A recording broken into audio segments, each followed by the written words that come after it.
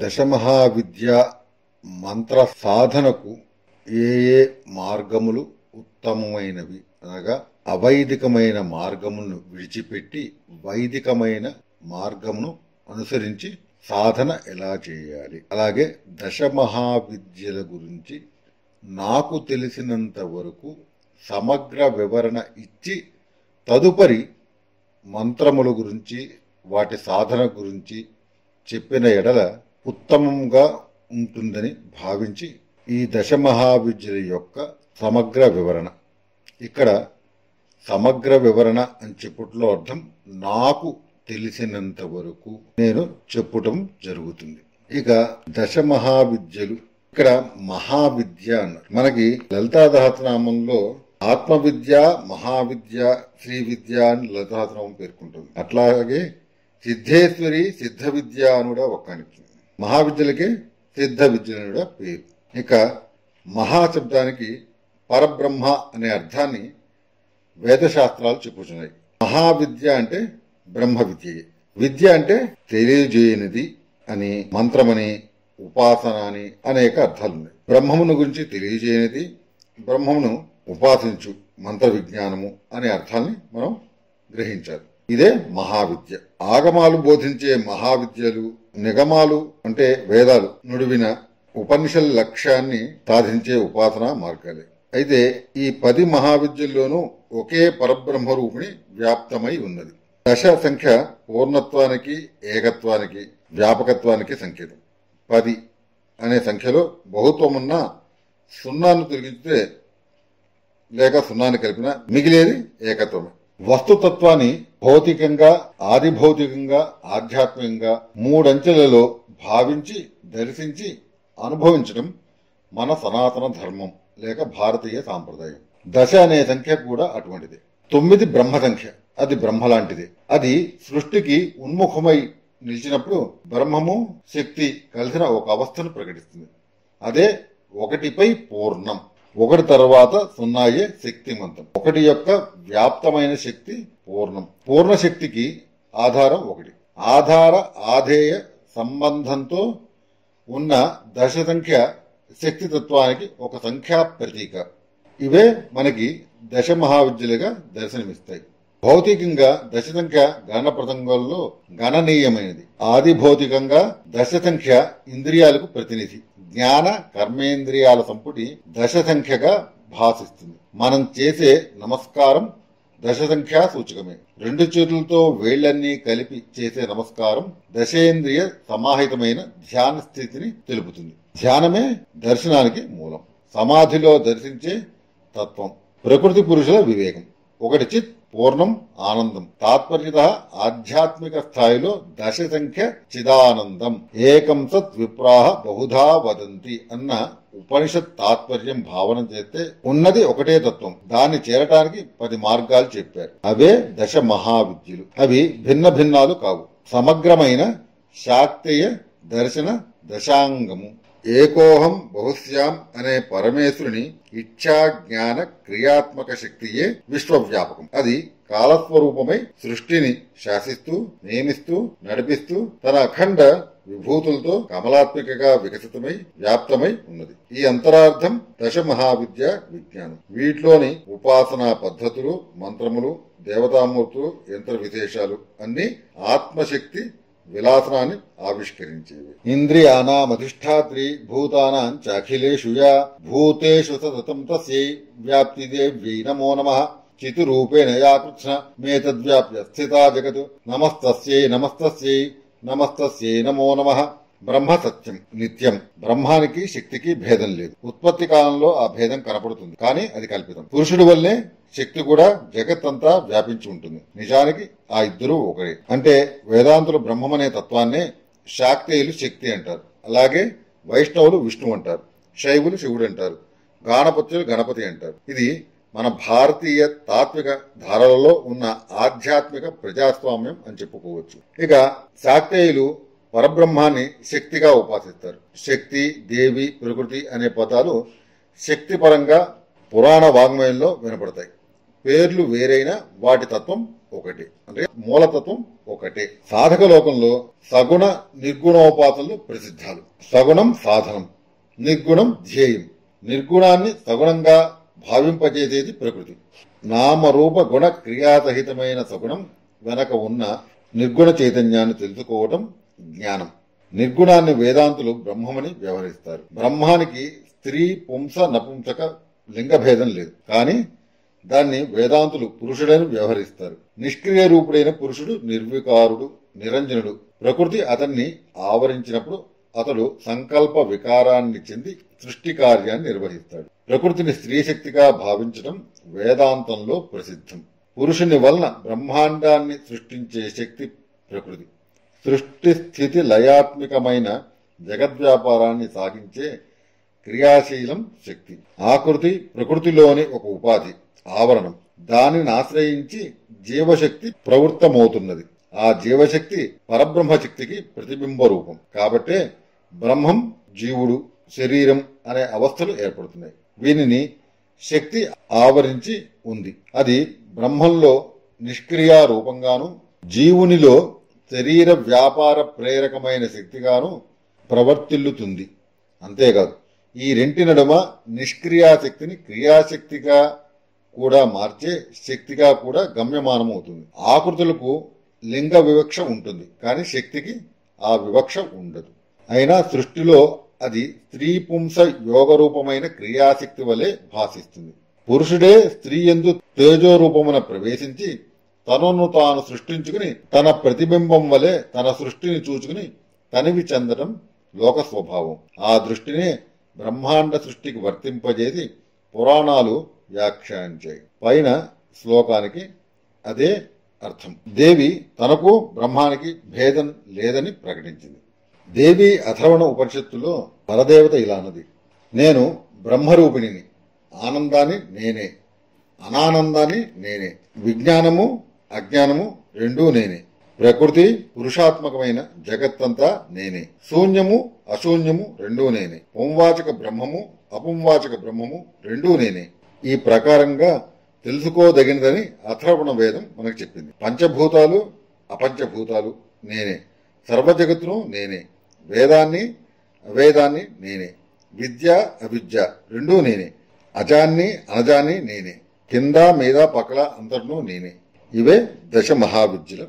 ఆ పరబ్రహ్మాన్ని తెలుసుకునే ఉపాసనే దశ మహావిద్య యొక్క ముఖ్య ఉద్దేశ్యం. నాకు తెలిసినంత వరకు ఇచ్చుచున్న ఈ సమగ్ర వివరణ ఎందువలన ఇవ్వవలసి వస్తోంది అంటే, మంత్రోపాసనలో క్షుద్ర ఉపాసన, బ్రహ్మ విద్యా ఉపాసన లేక మహావిద్యా ఉపాసన అని రెండు రకాలు ఉంటాయి. ఉన్నత లక్ష్యంతో చేసేది మహావిద్యోపాసన అవుతుంది. అలా కాక ఈ విద్యల్నే పరిమిత శక్తులుగా భావించి, అనగా పరిమిత విద్యలుగా భావించి క్షుద్ర ప్రయోజనాలకు అనగా భౌతిక పరమైన ప్రయోజనాల కోసం వినియోగించుకున్న అది క్షుద్రోపాసన అని చెప్పబడుతుంది. మనకి మహా ఉపాసనతో పాటు ఈ క్షుద్రోపాసన కూడా ఉంటాయి. ఇది అనాది నుండి సాగుతున్నది. అందరూ ఉన్నత భూమికలను చేరుకోలేరు. చాలా మందికి కావాల్సింది భౌతిక వాంఛలను తీర్చుకోవడమే. మామూలు జనాలకు తమ తమ కోరికలు తీరుతూ ఉంటే ఏదో ఒకనాటికి ఉన్నత లక్ష్యానికి ఆ సాధకుడు చేరుకుంటాడనే లక్ష్యంతోనే ఉచ్చ నీచ ఉపాసనలు ఏర్పడ్డాయి. అనగా క్షుద్రోపాసనలు, మహావిద్యోపాసనలు ఇటువంటి ఉపాసనలు ఏర్పడ్డాయి. అంటే భౌతిక పరమైన కోరికలు తీర్చుకోవడం కోసం మాత్రమే ఏ మంత్రమును ఉపాసించినా అది క్షుద్రోపాసన కింద, కేవలం ఆ కోరికకు మాత్రమే పరిమితం చేసిన ఆ దేవతను క్షుద్ర దేవతగా చెప్పుకుంటూ ఉంటాం. అంతేకాని మన వాంఛనలను బట్టి, మన కోరికలను బట్టి మాత్రమే ఆ దేవతా రూపం మారుతుంది. అంతేగాని ఆ దేవత మనం బ్రహ్మ విద్యగా ఉపాసించినట్టయితే మహావిద్య కిందే వచ్చుచున్నది. నీచోపాసనతో సాధన ముగిస్తే వాడికైతే అధోగతి. సాత్విక, రాజసిక, తామసిక ప్రవృత్తులు కలవారు ఉంటారు ప్రజలలో. క్రమక్రమంగా సాత్విక ప్రకృతిని అలవరుచుకుని అఖండ ఆనందాన్ని అనుభవించండి అని చెప్పడం కోసమే తంత్రోపాసన లేక మంత్రోపాసన లక్ష్యమైంది. కేవలం భౌతికమైన కోరికలతో చేసే క్షుద్రోపాసన చేసే వారి జీవితాలను మనం చూస్తూనే ఉంటాం, వింటూ ఉంటాం. అవి బెడిసి కొట్టిన జీవితాలు, కోకొలలు. తాత్కాలికమైన సిద్ధులతో ధనం, కీర్తి, ప్రతిష్టలు, అలాగే కామవాంఛలతో స్త్రీల్ని ఇలాంటివి ఎన్నో సంపాదించిన వారి వారి జీవితాల్లో అనేక కష్ట పరంపరలకు లోనవుతున్నారు. కానీ అపరిమితమైన పరబ్రహ్మ శక్తిగా ఉచ్చ దేవతోపాసన చేస్తే ఇలాంటి ఇబ్బందులు కలగవు. క్రమక్రమంగా ఈ మహావిద్య ఉపాసనలన్నీ కూడా క్రమక్రమంగా సాధకునిలో పరిణితిని తీసుకువచ్చి పరబ్రహ్మ సాక్షాత్కారానికి దోహదం చేస్తాయి. ఉపనిషత్తుల్లో చెప్పిన నిర్గుణ బ్రహ్మ ఉపాసనకు దారి చూపిస్తాయి. ఈ దేవతలనే మహావిద్యలని సిద్ధ విద్యలని అంటారు. మనం ముందు చెప్పుకున్నట్టుగానే అసలు విద్య అనే మాటకు తెలుసుకొనుట అని అర్థం. తెలుసుకున్న మార్గాన్ని చెప్పేదని అర్థాలున్నాయి. ఇవన్నీ కూడా గురు శిష్య పరంపరతో సాగుతూ ఉంటాయి, గుప్తంగా ఉంటాయి. ఉపనిషత్తులు కేవలం జ్ఞానాన్ని ప్రసాదించేవి కాదు, అనేక సాధనా మార్గాలు అందించాయి. ప్రసిద్ధ దశోపనిషత్తుల్లో అనేక విద్యలున్నాయి, అనేక ఉపాసనలున్నాయి. మధు విద్య, సంవర్గ విద్య మొదలైనవి. అయితే ముందు చెప్పుకున్నట్టుగానే సామాన్య ప్రజలందరూ కూడా తుచ్చమైన భౌతిక వాంఛలు తీర్చుకున్నట్టుగా ఉపాసన చేయడంతో ఈ సాధన క్రమంగా మరుగున పడిపోతూ వచ్చింది. తర్వాత మనం వాటిని చదవడంతోనే సరిపెట్టుకున్నాం. సాధన అనేది ఏనాడో కనుమరుగైపోయినది. దీనికి కారణం ప్రజలందరూ కూడా కేవలం భౌతిక పరమైన కోరికలు తీర్చుకున్నట్టుకు ఉపాసన చేయడమే ఈ విద్యల్ని గుప్తంగా ఉంచుటకు కారణభూతమైనది. అయితే కొంతమంది ఈ విద్యల్నే తంత్ర మార్గాల్లో అనుసరించి మహావిద్యలుగా ఈనాడు రూపాంతరం చెందాయి. వాటినే మనము కాళీ, తార, చిన్నమస్త, సుందరి, బగళా, రమ, మాతంగి, భువనేశాని, సిద్ధ విద్యా చ భైరవి, ధూమావతి చ దశమి, మహావిద్యా దశ స్మృతా. సిద్ధ మహావిద్యల రూపంలో ఈ 10 మహావిద్యలు అన్నారు. కాళీ, తార, చిన్నమస్త, బగళ, కమల, మాతంగి, భువనేశ్వరి, భైరవి, ధూమావతి దేవతలను దశమహావిద్యలుగా శాక్త సంగమ తంత్రంలో కూడా చెప్పబడింది. కాళీ, తార మహావిద్యా షోడశి భువనేశ్వరి, భైరవి చిన్నమస్తా చ విద్యా ధూమావతి తథా బగళా సిద్ధ విద్యా చ మాతంగి కమలాత్మిక ఏతా ఏవ మహావిద్యా సిద్ధ విద్యా ప్రకీర్తితా అని వీటిని సిద్ధ విద్యలుగా కూడా పేర్కొని ఉన్నది. అయితే ఈ దశమహావిద్యలు తంత్రశాస్త్రం ముందు బాగా పాతుకుపోయి ఉన్నాయి. ఉపనిషత్ విద్యలకు ఈ తంత్ర విద్యలకు అభేదాన్ని ఘటించి అనుభవంతో జోడించి ఇచ్చిన మహామనీషి సిద్ధపురుషుడు శ్రీ కావ్యకంఠ గణపతి ముని.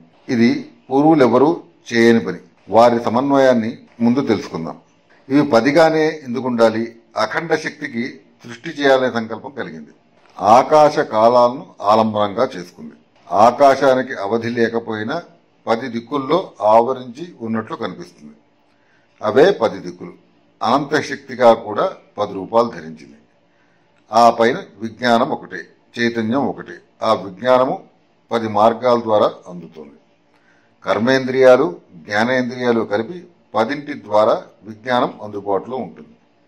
అలాగే అనంత సత్యము దశ మహావిద్యల ద్వారా, దశ మహారూపాల ద్వారా అవగతమవుతుంది. విద్య, మహావిద్య అనే పదాలను శక్తికి పర్యాయ పదాలుగా ఉపయోగించారు. విద్య అంటే బ్రహ్మ విద్య అనే అర్థం. మార్కండేయ పురాణంలో విద్యాతి సా భగవతి పరమాహిమాయ అని ఉంది. జ్ఞానరూప బ్రహ్మప్రాప్తి శబ్దము లేక వాక్కు వలన లభిస్తుంది. జ్ఞానరూప బ్రహ్మప్రాప్తి శబ్దము లేక వాక్కు వలన లభిస్తుంది. కాబట్టి వాగ్విజ్ఞానమే విద్య. కేనోపనిషత్తులో చిద్ఘన పురుషుని జ్ఞానం ఆకాశ స్థితమై ఉన్న ఈ వాక్కు వలనే ప్రాప్తిస్తుంది అని ఉంది. కాబట్టి విద్య అంటే వాక్కే. ఆ వాక్కే ఉమ. శబ్దానికి ఆధారం వాక్కే. కేనోపనిషత్తులో ఈ రకంగా చెప్పబడింది. స తస్మిన్నేవాకాశే స్త్రియమా జగామ బహుశోభమానాం ఉమాం హైమవతీం తాం హోవాచ కిమే తద్యక్షమితి బ్రహ్మేతి హోవాచ. యక్షమే బ్రహ్మ. రుద్రుడు కూడా అతనే. శ్వేతాశ్వతరంలో ఈ రకంగా చెప్పబడింది. ఏకో రుద్రో న ద్వితీయాయతస్థు అనుంది. సృష్టిలో ఇతడే సూర్యుడు. పృథివీ అనే అన్నాన్ని తింటూ ఓషధుల రసాన్ని అంతా తాగేస్తున్నాడు. పృథ్వీమాత నిజగర్భస్థమైన రసాదులతో ఓషధుల్ని ఉత్పన్నం చేస్తున్నది. సూర్యుని ఉగ్రత్వం ఆ అన్నాదుల్లోని రసంతో శాంతిస్తున్నది. అందువల్లనే అతనికి సోమ శబ్దం సార్థకమైంది. సోమ ప్రభావం చేత అగ్నిరుద్ధుడు శాంతించి శివుడు అవుతాడు. పార్థివము అన్న సంబంధి అయిన కారణం వల్లనే అతడు సౌమ్యుడు శివుడు అయ్యాడు. ఇదే సోమతత్వమైన ఉమ. మండలంలోని శక్తి కావడం చేత హైమవతి అని కూడా విఖ్యాత అయింది. అదే సృష్టి యొక్క మూలతత్వ స్థితి. కాలం గతి అయితే దిక్కు స్థితి అవుతుంది. ఒకటి ప్రాణం అయితే రెండవది వాక్కు లేక ఆకాశం అవుతుంది. దిగ్గతుల యొక్క సముచ్చయమే ప్రతిష్ట అని తెలియబడుతుంది. అంటే ఉపనిషత్తులు దేన్ని బ్రహ్మము అంటాయో శక్తివాదులు దాన్ని శక్తి అంటారు. మనము కాలం గతి అయితే దిక్కు స్థితి అవుతుంది అని తెలుసుకున్నాం. ఎప్పటిదాకా బీజం భూమిలో స్థితం కాదో అంతవరకు అది అంకురంగా మారదు. శతపథంలో ఈ రకంగా చెప్పబడి ఉంది. బ్రహ్మవై సర్వస్య ప్రతిష్ట అంటుంది. ఇందువల్లనే గతికి రెండో పేరు కాలం. సృష్టిలో ఏ వస్తువును స్థిరంగా ఉండనీయదు. దినము రాత్రి కాలం కాదు, కాలమానాలు మాత్రమే. సృష్టికి హ్రస్వత్వము వృద్ధి కాలం వలనే కలుగుతాయి. శ్రీమద్ భాగవతంలోని తృతీయ స్కంధంలో 11వ అధ్యాయంలో భగవాన్ వేద కాలస్య గతం భగవతో నను అని ఉంది. కాలం అంటే బ్రహ్మ యొక్క స్పందన శక్తి లేక క్రియాశక్తి. మహాభారతంలో ఆది పర్వంలోని ప్రథమాధ్యాయంలో కాలమూలమిదం సర్వం భావాభావో సుఖాసుఖో అని చెప్పబడింది. కాలమే అన్నింటికీ పరివర్తన హేతు అని ప్రతిపాదించారు. ఇందులో పరమాత్మ యొక్క ఇచ్ఛాశక్తి క్రియాశక్తి రెండూ మిళితమై ఉంటాయి. అలాగే మార్కండేయ పురాణంలో కళ కాష్ఠ ఇత్యాది అనుకాల భేదాలు పరిణామ రూపంలో ప్రదానం చేస్తాయని, అదేవిధంగా మళ్లీ వాటిని సమీకరిస్తాయని, ఈ కథను నడిపించే శక్తిని నారాయణి అంటారని వర్ణించబడింది. కళా కాష్ఠాది రూపేణ పరిణామ ప్రదాయిని విశ్వస్యోపరతో శక్తే నారాయణ నమోస్తుతే. ఈ విధంగా వివర్తన పరిణామ రూపంలో క్రమ అక్రమ ముందు వెనక భావాలతో జగత్ కథను నడిపించే గతిశక్తి కాలమే అని తేలింది. ఈ గతిశక్తికి అవరోధం కల్పించే శక్తిని దిక్కు అని అంటారు. ఇప్పుడు మనము కాలం గురించి తెలుసుకోవాలంటే ఒక రోజు తీసుకుంటాం. ఒక పగలు ఒక రాత్రి కలిపితే ఒక రోజు కింద తీసుకుంటాం. అటువంటి 15 రోజులు ఒక పక్షం అవుతుంది. శుక్లపక్షము కృష్ణపక్షము ఈ రెండు పక్షాలు కలిపితే ఒక మాసం. అంటే పితృదేవతలకి ఒక రోజు. 100 సంవత్సరాలు పరమాయువు. సంవత్సరాలు 5 విధాలుగా ఉంటాయి. సంవత్సర, పరివత్సర, ఏడావత్సర, అనువత్సర, వత్సరములు.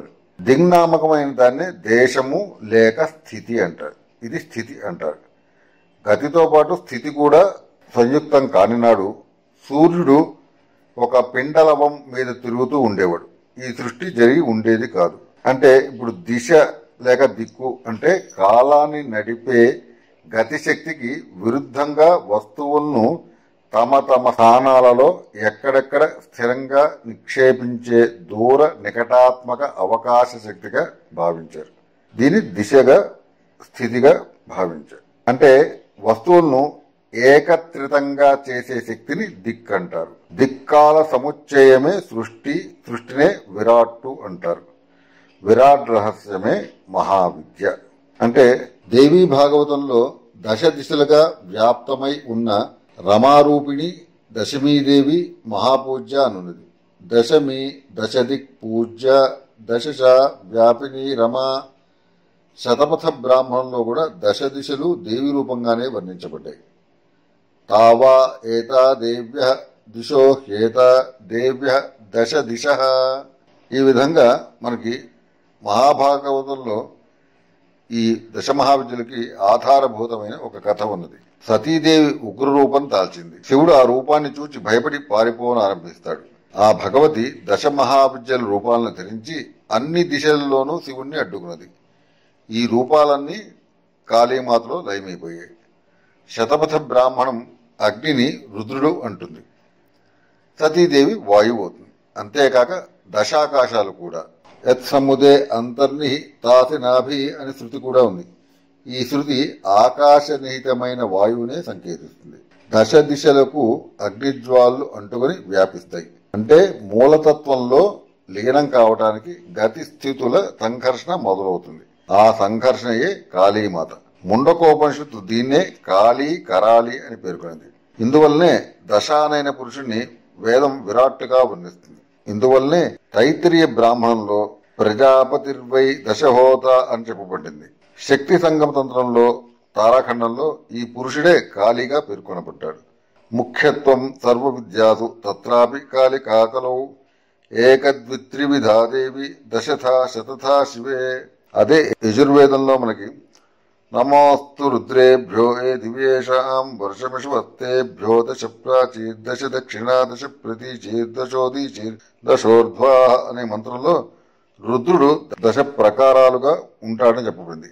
వేదం వీటినే రుక్కు సామ యజు ఆప వాయు సోమ అగ్ని యమ ఆదిత్య నామాలతో వ్యక్తం చేసింది. ఇక శాక్తేయ గ్రంథాల్లో తంత్ర సాహిత్యం వీటినే మహాకాళి, ఉగ్రతార, షోడశి, భువనేశ్వరి, చిన్నమస్త, భైరవి, ధూమావతి, బగలాముఖి, మాతంగి, కమలాత్మక నామాలతో వ్యవహరించుతాయి. ఇక దశమహావిద్యల ప్రాదుర్భావం మనకి శివపురాణం ఉమాసంహిత 50వ అధ్యాయం 26 నుండి 31 శ్లోకం వరకు దశమహావిద్యల ప్రాదుర్భావ కథ చెప్పబడి ఉంది. రురునామక దైత్యుని పుత్రుడు దుర్గముడు అనేవాడు. బ్రహ్మ నుండి వరదానాలు పొంది వేదాలను అపహరించుకుపోయాడు. వేదాలు లుప్తం కావడంతో సమస్త యజ్ఞయాగాది క్రియలు నష్టపోయాయి. ఆచారాలు ధ్వంసమయ్యాయి. హవిస్సులు, అగ్నిహోత్రాలు మూలకు ఒరిగాయి. దేవతల ప్రార్థనలు విని వేదాలను పునరుద్ధరించడానికి అసుర సంహారానికి ఆ భగవతి నడుం కట్టింది. యుద్ధోన్ముఖురాలైన దేవి శరీరం నుండి రమ్యమూర్తులైన కాళీ, తారా, చిన్నమస్త, శ్రీవిద్య, భువనేశ్వరి, భైరవి, బగల, త్రిపుర సుందరి, మాతంగి, కమలాత్మకులు శస్త్రసహితంగా అవతరించారు. ఈ మాతృకలతో అసురులకు యుద్ధం జరిగింది. ఆ యుద్ధంలో అసురులు పరాజితులయ్యారు. శాక్తేయ పరంపరలో ఈ మహావిద్యలకు అసురులకు యుద్ధం భిన్న భిన్న వారాల్లో జరిగింది. ఉపాసకులు ఆ యుద్ధ తిథులలో ఆయా దేవతలకు జయంతులు జరుపుతారు. కాళీదేవికి ఆశ్వయుజ కృష్ణ అష్టమి, తారాదేవికి చైత్ర శుక్ల నవమి, చిన్నమస్తా దేవతకు వైశాఖ శుక్ల చతుర్దశి, బగలాముఖి దేవతకు వైశాఖ శుక్ల అష్టమి, మాతంగికి వైశాఖ శుక్ల తృతీయ, ధూమావతీ దేవికి జ్యేష్ఠ శుక్ల అష్టమి, భువనేశ్వరికి భాద్రపద శుక్ల అష్టమి, షోడశికి మార్గశీర్ష పూర్ణిమ, కమలాత్మక మార్గశీర్ష అమావాస్య, భైరవి మాఘ పూర్ణిమ. దేవీ భాగవతం 10వ స్కంధం 13వ అధ్యాయంలో దశమహావిద్యల పేర్లు చెప్పబడ్డాయి. నమో దేవి మహావిద్యే సృష్టి స్థిత్యంతకారిణి నమః కమలపత్రాక్షి సర్వాధారే నమోస్తుతే. మార్కండేయ పురాణంలో చండీ మహాత్మ్యంలో దేవికి విద్య, మహావిద్య శబ్దాలు రెండూ వాడబడ్డాయి. బ్రహ్మ చేసిన స్థితిలో లక్ష్మి, లజ్జే, మహావిద్యే అనే సంబోధన ఉంది. శైవాగమాల్లో శివశక్తి సామరస్యాన్ని పరమశివతత్వమని, శాక్తాగమాల్లో పరాశక్తి తత్వమని ఆఖ్యాతమైంది. శివశక్తుల అభేదతయే త్రిపురాదేవి. దీన్నే శ్రీవిద్య లేక మహావిద్య అంటారు. దేవీతత్వం మూలంలో ఏకమై ఉన్నప్పటికీ కార్యభేదాల వలన అనేక రూపాలుగా వ్యక్తమైంది. పాత్రలు అంటే కుండలన్నిటిలో ఉన్నది మట్టే, వాటి పేర్లు వేరు. అలాగే ప్రధాన కారణం మహావిద్యలన్నింటికీ ఒకటే, కార్యభేదాల వల్ల భిన్నత గోచరిస్తుంది. దేవి ఎన్ని నామరూపాలుగా వ్యక్తమైనా ఆ అన్నింటికీ ఆయా కార్యాలే కారణత్వ స్థానాలుగా నిలుస్తాయి. 10 మహావిద్యలు బ్రహ్మ విద్యకు సంబంధించినవే, ఇహపరాలను సాధించి పెట్టేవే. పరమ పురుషార్థమే అంతిమమైన మెట్టైన తన ఇష్టమైన కోరికలను సాధకుడు తీర్చుకోవడంలో తప్పు పట్టనవసరం లేదు. కనుక భోగమోక్షాలను రెండింటినీ ప్రసాదించేవి ఈ విద్యలు. వీటికే దశమహావిద్యలు అని పేరు. ఈ దశమహావిద్యలకు భోగమోక్షాలను రెండింటినీ ప్రసాదించే ప్రత్యేకత ఉంది. ఇదే తంత్రాల ప్రత్యేకత. ఒక్కొక్క కోరిక తీరుతూ ఉంటే సాధనలో రుచి మరిగి కోరికలే లేకుండా ఆమె కృపాకటాక్షానికి అర్రులు చాస్తాడు ఆ సాధకుడు. ఈ రకంగా సాధనకు సాధ్యదేవతకు ఒక అనితర సంబంధం ఏర్పడుతుంది. సిద్ధులు తమంతట తాముగా వస్తాయి. ఈ విద్యను ప్రసాదించే ఆత్మసాక్షాత్కారం సాధకుని తీవ్రతను బట్టి, భక్తి శ్రద్ధల్ని బట్టి ఉంటుంది. మార్గమధ్యంలో సాధకుడు ఆగినా అపకారం ఉండదు, కానీ లక్ష్యాన్ని మాత్రం వెంటనే అందుకోలేడు. ఈ సాధనలో అనేక ఆటంకాలు ఎదురవుతాయి. సహజంగా ఉండే కామక్రోధాలు, అహంకారం ఆటంకాల్ని కలిగిస్తాయి. ఈ జన్మలో సాధించలేకపోయినా మరో జన్మలోనైనా సాధిస్తామని సాధకుల యొక్క నమ్మకం. ఈ నమ్మకమే మానవుణ్ణి ఆశాజీవిగా తీర్చిదిద్దుతోంది. సగం కాలిన కట్టె మర్నాడు ముట్టిస్తే మిగిలిన భాగం కాలుతుంది కదా, కట్టె మొదటి నుంచి కావటం లేదు కదా. ఇదే సూత్రం. ఈ సూత్రమే సాధనలోనూ చేసింది ఏది వ్యర్థం కాదు. అసలు గత జన్మల్లో కొంత సాధన చేస్తేనే ఈ జన్మలో మహావిద్యల సాధకుడు ఉపక్రమిస్తాడని తంత్రాలే అంటున్నాయి. ఈ దశమహావిద్యలకు అంతిమ గమ్యం ఒకటైనా అన్నీ ఒకటి కావు. ఒక్కొక్క విద్యకు ఒక్కొక్క ప్రత్యేకత విశిష్టత ఉన్నాయి. కాళీదేవి యొక్క అనంత కాలశక్తి, తార యొక్క నాదశక్తి, సుందరి యొక్క అతిలోక సౌందర్యము, భువనేశ్వరి యొక్క అనంత దర్శనము, భైరవి యొక్క దేదీప్యమైన మనోహరత్వము, చిన్నమస్త యొక్క ఆశ్చర్యకరమైన శక్తి తీవ్రత, ధూమావతి యొక్క స్తబ్దత, బగలాముఖి యొక్క స్తంభన శక్తి, మాతంగి యొక్క భావ ప్రకాశక శక్తి, కమలాత్మక యొక్క ఉద్దిక అవయవ సంగతి భిన్నమైనవి. అన్నీ సృష్టికి దోహదం చేసేవి. ఒక్కొక్క శక్తిని ఆరాధించవచ్చని, అన్నీ ఒక లక్ష్యాన్ని దారితీస్తాయని చెప్తున్నాయి. సాధకుని యొక్క అభిరుచిని బట్టి ఒక్కొక్క సాధన ఎంచుకుంటారు. ఒక నదిలో స్నానం చేయదలుచుకుంటే నది అంతట్లోనూ ఒకేసారి స్నానం చేస్తున్నామా? లేదు. అలాగే ఒక్కొక్క దేవత ఉపాసన కూడా. ప్రవాహమే ఒకచోట మందంగా ఒకచోట తీవ్రంగా ఉంటుంది. వర్షాకాలంలో ఉరవళ్ళు పరవళ్ళు తొక్కుతుంది. అదే వేసవిలో మరొక విధంగా ఉంటుంది. ఏ దేవతను ఉపాసించినా సంపూర్ణ ఫలం దక్కుతుంది. విడిగా ఒక దేవతను పేరు పెట్టినా అది పరదేవతే. ఈ విద్యలు సమన్వయాన్ని సాధిస్తాయి. ఒక మహావిద్య మరొక విద్యాసాధనకు దారి చూపిస్తుంది. కాళీదేవి భయంకరంగా ఉన్న భద్రకాళిగాను ఉంటుంది. అట్లాగే త్రిపుర సుందరికి త్రిపుర భైరవికి సంబంధం ఉంది. అందమైన రూపంలో త్రిపుర సుందరి, భయంకరమైన రూపంలో త్రిపుర భైరవి. త్రిపుర సుందరి విద్యలో ఆమె మంత్రి, దండనాథులకు పూజ ఉంది. వీరిద్దరూ పరివార వర్గానికి చెందినవారే. శ్యామలయే మంత్రిని, ఆమెయే మాతంగి. సుందరి యొక్క దండనాథ బగళాముఖి కనుక త్రిపుర సుందరి ఉపాసకుడు మిగిలిన మాతంగి బగళాముఖి విద్యలను ఉపాసిస్తున్నట్లే. త్రిపుర సుందరి విద్యలో మాతంగి బగళాముఖి విద్యలుండుటచే త్రిపుర సుందరి విద్య గొప్పదని, మిగిలిన రెండు తక్కువని భావించరాదు. ప్రతి విద్య దేనికదే గొప్ప. ఎక్కువ తక్కువలు ఎంచకూడదు. కొన్ని సాధనలు బహుళ ప్రచారంలో ఉన్నాయి, కొన్నింటికి తక్కువ ప్రచారం ఉంది. ఈ విద్యల్లో కొన్ని సామాన్య లక్షణాలు ఉన్నాయి. కాళీ, చిన్నమత్త, ధూమావతి, బగళాముఖి ఒక వర్గానికి చెందినవి.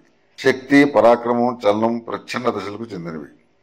ఇక సుందరి, భువనేశ్వరి, భైరవి, మాతంగి కమలాత్మక, కాంతి, సౌందర్యం, రమణీయం మొదలైన గుణాలకు చెందినవి. నాదశక్తిని వ్యక్తీకరించడంలో తారాదేవి కొన్ని కాళీ లక్షణాలతో, కొన్ని భైరవి, బగళాముఖి, మాతంగి లక్షణాలతో ఉంటుంది. ఇట్టి మహావిద్యలు 3 వర్గాలుగా కనిపిస్తాయి. వేదమే 3 దేవతలను చెప్పింది కదా, తిస్రో దేవీర్మయో భువః అని. అలాగే అజామేకాం లోహిత శుక్ల కృష్ణాం అంటే పుట్టని ఏక మహాశక్తి ఎరుపు, తెలుపు, నలుపు వర్ణాలతో ఉంటుందని ఉపనిషత్తు వర్ణించింది. బలదాయనైన కాళి నల్లగా, విజ్ఞానదాయిని తార తెల్లగా, ఆనందదాయిని సుందరి ఎర్రగా ఉంటుందని తంత్రాలు వర్ణించాయి. అనాది నుండి ఈ విద్యల ఉపాసన ఉంది. దక్షిణ దేశంలో త్రిపుర సుందరి ప్రబలంగా ఉంటే, టిబెట్, కాశ్మీర్ ప్రాంతాల్లో తారోపాసన ఉండగా, బెంగాల్, అస్సాం తదితర ప్రాంతాల్లో కాళీ ఉపాసనకు పట్టం కట్టాయి. సృష్టి రూపాలుగా ఉన్ముఖమైన దశ నుండి పునః నిమిత్తంలో లీనమైపోయేదాకా బహుముఖాలుగా దర్శనమిచ్చే శక్తి సముదాయాన్ని మహావిద్యలుగా వర్ణనలో చేశారు. ఈ విద్యలకు ఆది కారణాన్ని అహస్సని, ప్రకాశమని పేర్కొన్నారు. దాన్నే శివుడు అని అన్నారు. మహావిద్య రాత్రికి ప్రతీక, శివుడు పగటికి ప్రతీక, పగలు తూర్పుకు ప్రతీక. ఒక్కొక్క మహావిద్య రాత్రిగా అయి రాత్రిందివ సమ్మేళనాన్ని సంపూర్ణం చేస్తుంది. సృష్టి, స్థితి, లయముల దాకా బహుముఖాలుగా దర్శనమిచ్చే ఈ మహావిద్యా శక్తి సముదాయాన్ని దశమహావిద్యలు అని నిగమాలు అనగా వేదాలు అభివర్ణించాయి.